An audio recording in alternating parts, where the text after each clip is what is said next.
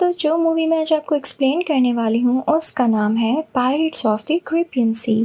तो मूवी के स्टार्टिंग में हम एक शिप में एक बच्ची को देखते हैं जो कि पायरेट्स का गाना गा रही होती है। लेकिन एक आदमी वहाँ पर आता है और उसे मना करता है कि तुम्हारे इस गाने से पायरेट्स अट्रैक्ट होंगे। तभी वहाँ पर गवर्नर और लेफ्टिनेंट भी आते हैं। गवर्नर जो कि इस छोटी बच्ची के फादर होते हैं। इस छोटी बच्ची का नाम एलिजाबेथ होता है। लेफ्टिनेंट एलिजाबेथ को बताता है कि अगर यहाँ पर कोई पायरेट आ जाए और हम उसे पकड़ लें तो उसे बहुत बुरी सजा देते हैं, हम उसे डेथ सेंटेंस सुनाते हैं। तो बेहतर होगा कि आपके इस गाने की वजह से कोई पायरेट ना यहाँ पर आए, क्योंकि अगर वो आ गया तो मैं नहीं उसे छोड़ूंगा। तो गवर्नर लेफ्टिनेंट से कहते हैं कि मेरी बेटी अभी बहुत छोटी है, उसके सामने ऐसी बातें नहीं करो। और फिर वो दोनों वहाँ से चले जाते हैं। अब उनके जाने के बाद एलिजाबेथ जब सी में देख रही होती है तो उसे सामने एक वुडन प्लैंक पर कोई लड़का आता हुआ दिखाई देता है जो कि उसी पर लेटा हुआ था। एलिजाबेथ ये बात अपने शिप वालों को बताती है। वो सब उस लड़के को शिप पर लेकर आते हैं जो कि ऑलमोस्ट एलिजाबेथ की ही एज का था।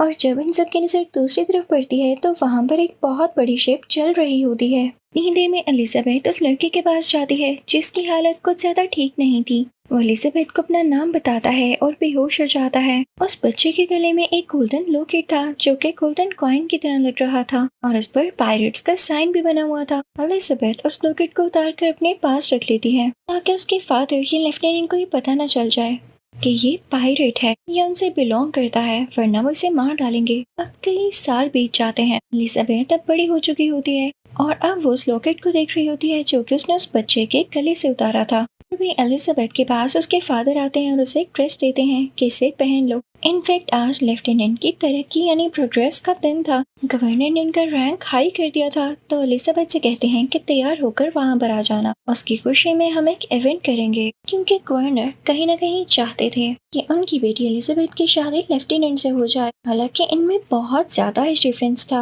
अब हम उस लड़के विल को देखते हैं जो कि अब ब्लैक स्मिथ बन चुका था। वो आज भी गवर्नर के लिए कुछ वेपन्स बना कर लाया था। एलिजाबेथ भी आकर उससे मिलती है, लेकिन गवर्नर नहीं चाहते थे कि उनकी बेटी किसी गरीब आदमी से मिले, तो वो उसे वहाँ से ले जाते हैं। अब उधर समंदर में हम कैप्टन जैक स्पैरो को देखते हैं जो समंदर में अपनी शिप खड़ी करता है। वो एक सी बोट होता है। तो उसे एक आदमी कहता है कि यहाँ पर तुम्हें अपनी शिप पार्क करने के लिए एक चांदी का सिक्का देना होगा। तो वो जाकर उस आदमी को 3 चांदी के सिक्के देता है और अब कहता है कि मुझे जाने दो। वो आगे बढ़ता है तो वहाँ के 2 गार्ड्स उसे रोक लेते हैं। तो कैप्टन जैक स्पैरो उनसे कहता है मुझे जाने दो, मुझे जहाज को चुराना है। तो उन गार्ड्स को यकीन नहीं होता कि आखिर बोल क्या रहा है। अब दूसरी तरफ समंदर के किनारे पर हम लेफ्टिनेंट और एलिजाबेथ को देखते हैं जो कि आपस में कुछ बात कर रहे होते हैं। और जब लेफ्टिनेंट दूसरी तरफ मुंह करके अपनी कन्फेशन करता है कि वो एलिजाबेथ से शादी करना चाहता है, तो पीछे से एलिजाबेथ का ड्रेस टाइट होने की वजह से उसे ठीक से सांस भी नहीं आ रहा होता। उसे काफी सफोकेशन होने लगती है। तो वो बेहोश हो जाती है और समंदर में ही गिर जाती है। उसके गले में वो लॉकेट भी होता है जिससे सडनली कुछ वेव्स निकलती हैं और समंदर में चारों तरफ फैल जाती हैं। अब एलिजाबेथ को पानी में गिरते हुए जैक ने देख लिया था, तो वो फौरन से पानी में जाता है और एलिजाबेथ को ऊपर लाता है। उसके गले में लॉकेट देखकर वो एलिजाबेथ से इस लॉकेट के बारे में पूछता है। लेकिन तभी वहाँ पर गवर्नर और लेफ्टिनेंट आ जाते हैं। एलिजाबेथ को कवर करते हुए उस पर यानी कैप्टन जैक स्पैरो पर अपनी स्वर्ड पॉइंट कर लेते हैं। तो एलिजाबेथ उनसे कहती है कि इसने तो मेरी जान बचाई है। तभी लेफ्टिनेंट को कैप्टन जैक स्पैरो के हाथ पर पायरेट्स का साइन नजर आता है। तो लेफ्टिनेंट डिसाइड करता है कि वो इसे मार देगा, लेकिन एलिजाबेथ उसे मना करती है। तो लीस्ट पनिशमेंट जो वो डिसाइड करते हैं यानी जो सबसे कम पनिशमेंट उसको देना चाहते थे वो उसको कैद करना थी। तो वो उसको अपना कैदी बना लेते हैं। लेकिन तभी फौरन से जैक खुद को छुड़ाते हुए एलिजाबेथ को ही पकड़ लेता है और उस पर अपनी स्वर्ड पॉइंट करता है और अब आहिस्ता आहिस्ता पीछे होने लगता है और साथ ही फौरन खुद भाग जाता है। जैक एक ऐसी जगह पर जाता है जहाँ पर अपनी हैंडकफ यानी हथकड़ी काट सके, और वो जगह विल की होती है क्योंकि वो ब्लैक स्मिथ जो था। जैसे ही विल वहाँ पर आता है तो वो जैक को देखता है तो उसे बहुत गुस्सा आता है और वो अपनी तलवार निकाल लेता है। अब इन दोनों में तलवारबाजी शुरू हो जाती है और दोनों ही तलवारों का यूज करते हुए एक दूसरे को मारने की पूरी कोशिश कर रहे होते हैं। अब जैक विल को तलवार से मारने ही वाला होता है कि तभी जैक अपनी तलवार से रेजिस्ट करते हुए खुद को बचाता है। जल्दी वहाँ पर कुछ सोल्जर्स आ जाते हैं जो कि जैक को पकड़ लेते हैं और उसे जेल में बंद कर देते हैं। दूसरी तरफ हम देखते हैं कि एलिजाबेथ जब समंदर में गिरी थी और उसके लॉकेट से बहुत सारी वेव्स निकली थी तो वो दूर दूर तक कई जहाजों के पास भी गई। और अब उनकी तरफ एक बहुत बड़ा पायरेट शिप आ रहा होता है। वो इनफैक्ट उसी तरफ आ रहे थे जहाँ पर एलिजाबेथ थी, और वो खतरनाक पायरेट्स देखते ही देखते एलिजाबेथ के रूम के बाहर आ जाते हैं और उससे कहते हैं कि बस बहुत हो गया, हमें हमारी अमानत वापस कर दो, यानी वही लॉकेट, क्योंकि लॉकेट पायरेट्स का है और तुम इसे नहीं रख सकती हो। तो एलिजाबेथ कहती है कि रुको, मुझे तुम्हारे सरदार से बात करनी है, यानी तुम्हारे लीडर से। तो वो सब उसकी बात सुन लेते हैं और उसे कैदी बनाकर अपने साथ ले जाते हैं। उधर जब ये विल को पता चलता है तो वो फौरन से गवर्नर और लेफ्टिनेंट के पास जाता है, लेकिन वो लोग उसकी बात पर यकीन ही नहीं करते। तो अब विल जाता है जैक के पास। जैक उससे उसका पूरा नाम पूछता है तो विल उसे बता देता है। वही जैक जो पहले उसकी बात नहीं सुन रहा होता, अब उसकी मदद के लिए तैयार हो जाता है, क्योंकि वो जान चुका होता है कि ये बहुत बड़े पायरेट का बेटा है। विल उसे कहता है कि मैं तुम्हें यहाँ से फ्री करवाने में तुम्हारी हेल्प करूंगा, और इसके बाद ये दोनों यहाँ से निकल जाते हैं। ये कश्ती में छुपते हुए बहुत बड़े जहाज में एंटर होते हैं। वो इस जहाज को चुराने वाले थे और तभी लेफ्टिनेंट अपनी दूरबीन से ये सब कुछ देख लेता है। तो वो अपने सोल्जर्स को इस तरफ भेजता है, और जैसे ही सोल्जर्स इस तरफ आते हैं तो वो दोनों परेशान नहीं होते, क्योंकि उन दोनों ने पहले से ही कोई प्लानिंग कर रखी होती है। उनके इस समुद्री जहाज के साथ एक और जहाज था जिसके बीच में रस्सी बंधी हुई थी। रस्सी की मदद से ये दोनों पहले जहाज में से दूसरे जहाज की तरफ जाते हैं और उसको वहां से लेकर फौरन से भाग जाते हैं। तो वहां पर खड़े हुए लोग कुछ भी नहीं कर पाते। ये लोग उसी जहाज में होते हुए एक बहुत बड़े आइलैंड पर जाते हैं, जहां पर जैक एक आदमी यानी अपने साथी से मिलता है और उसे बताता है कि हम एक बहुत बड़े जहाज पर कब्जा करने वाले हैं, लेकिन इससे पहले हम उसके ऑनर से मिलेंगे और उसके बाद उस जहाज को चुरा लेंगे। जैक उसी जहाज के बारे में बात कर रहा होता है जिसमें एलिजाबेथ होती है, और वही बड़े बड़े पायरेट्स भी।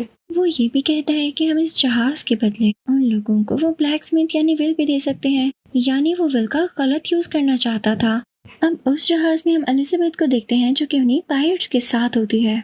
अब उन पायरेट्स का लीडर एलिजाबेथ से कहता है कि ये गोल्डन कॉइन जो मुझे तुमसे मिला है, ऐसे कॉइन्स 881 और भी थे, और ये आखिरी कॉइन था जो कि मैं हासिल करना चाहता था। ये कॉइन्स बड़े बड़े पायरेट्स के पास होते थे, लेकिन जब ये पायरेट्स के पास नहीं रहे तो ये कर्स्ड हो गए, क्योंकि पायरेट्स ये गलत कामों से हासिल करते थे। और इन कॉइन्स के बारे में भी यही कहा चाहता था कि जो इन्हें यूज करेगा या अपने पास रखेगा या चुराएगा वो भी कर्ज में आ जाएगा, यानी कर्स्ड हो जाएगा। अब हमें ये सीक्रेट पता चला कि हम चाहें तो इन सब सिक्कों को यूज कर सकते हैं, हम भी कर्ज तो हो जाएंगे, इमोर्टल हो जाएंगे। लेकिन इसका भी हल है कि अगर हमें आखिरी सिक्का मिल जाता है तो उससे हम अपने कर्ज को खत्म कर सकेंगे। तो एलिजाबेथ उनसे कहती है, मैंने तुम्हें आखिरी सिक्का दे तो दिया है, तो मुझे जाने क्यों नहीं देते हो? तो लीडर कहता है, ऐसे कैसे, ये सिक्का हमें तुमसे मिला है तो इस पर हम तुम्हारा खून गिराएंगे, तुम्हारे प्योर खून का सेक्रीफाइस देंगे ताकि हम सब इस घर से आजाद हो जाएं, फ्री हो जाएं। एलिजाबेथ काफी डर जाती है तो वो चाकू उठाती है, उस लीडर की चेस्ट पर मारते हुए वहाँ से भाग जाती है। लेकिन जैसे एलिजाबेथ बाहर जाती है वो शिप में देखती है कि बहुत सारे स्केलेटन्स हैं जो कि वहाँ पर काम कर रहे हैं, और ये सब पायरेट्स ही थे जो कि कर्ज की वजह से ऐसे हो चुके थे। तभी पायरेट्स का लीडर बाहर एलिजाबेथ के पास आता है और उसे कहता है कि तुमने देख लिया, यही हमारा कर्ज है, हम जितना भी खा लें हमें लगता नहीं है और हमारी भूख भी नहीं मिटती।